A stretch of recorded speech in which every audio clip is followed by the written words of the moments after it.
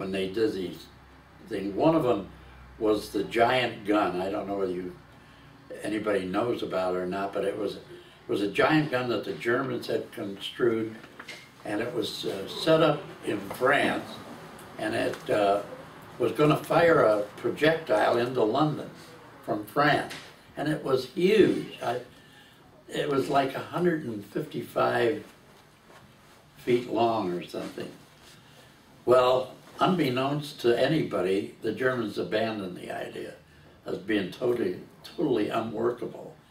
But poor old Joe Kennedy, he didn't know about it. Nobody did at the time.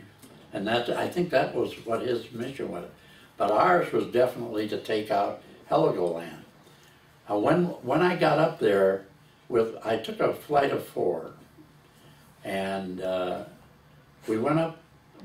I met the mothership, and we took the 2 Aphrodites and went up the channel and over the North Sea to Heligoland, and I saw that they were beginning to anticipate us coming, because they started to show some anti-aircraft activity, and then all of a sudden, when those 2 Aphrodites started heading for Heligoland, everything stopped.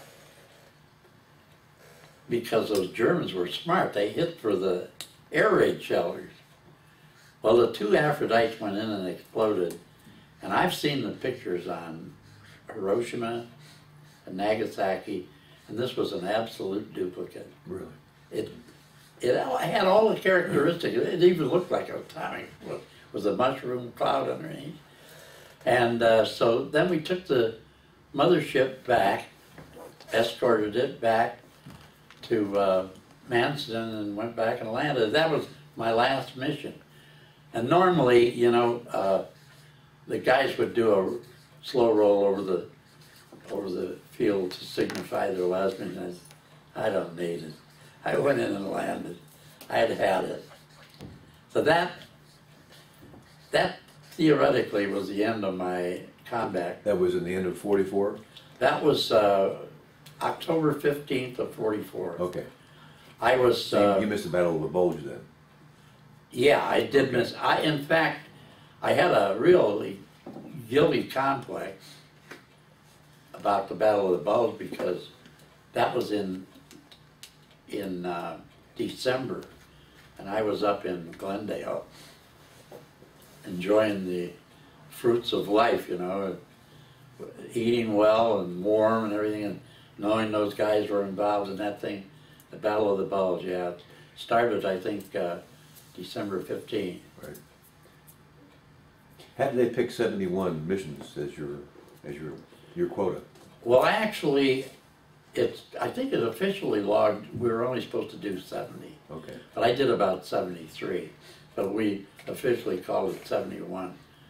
And there were some aborts in there where I had to come back for mechanical reasons during the whole thing. But the way that was decided was the bombers did 25, the fighters did 50, but then here comes D Day, pending D Day, and Doolittle said, no, we can't hold to that one anymore.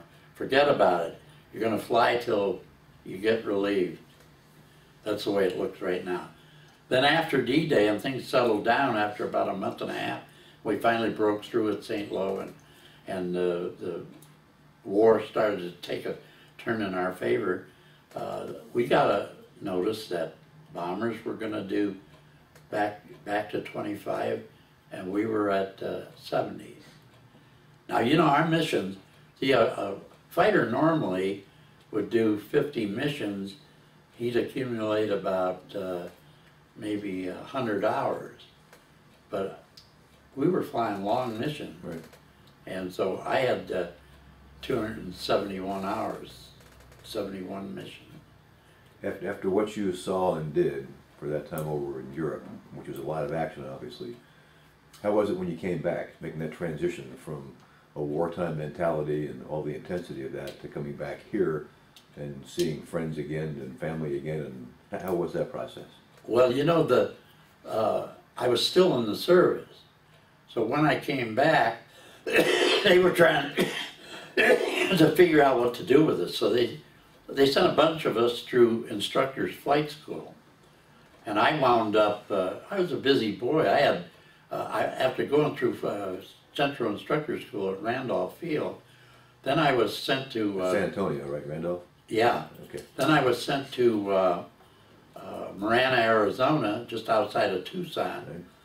And I had 4 classes of students while I was there. I was given a class of cadets, and I remember the squadron commander said to me, now here's this guy, Lieutenant so-and-so, wash him out.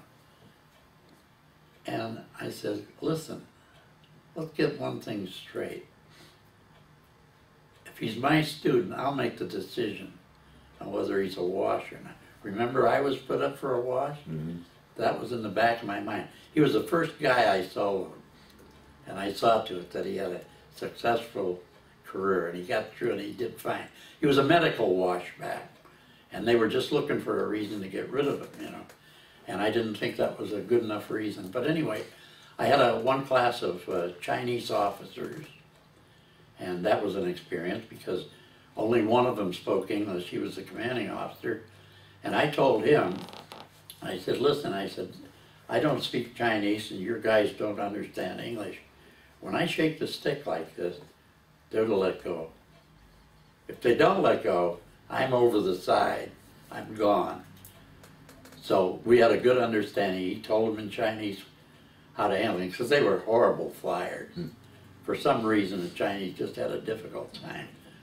And so we taught them what they wanted them to do. See, all these guys were officers. But what they wanted them to learn was, the Chinese, Chiang Kai-shek wanted them to learn how to be American pilots, to fly like we did.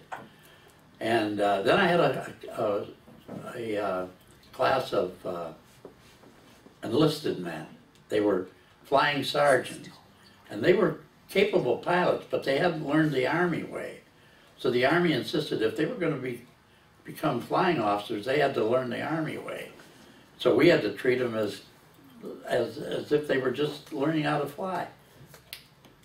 We got all of them through. So that was really kept me busy. Now, actually, I was released from active service in September of '45. McCall, time out real quickly. We've got to change the battery for the recorder. Yeah, you want me to hold stop? that thought just for a second. Okay. Yeah. We can change that battery out.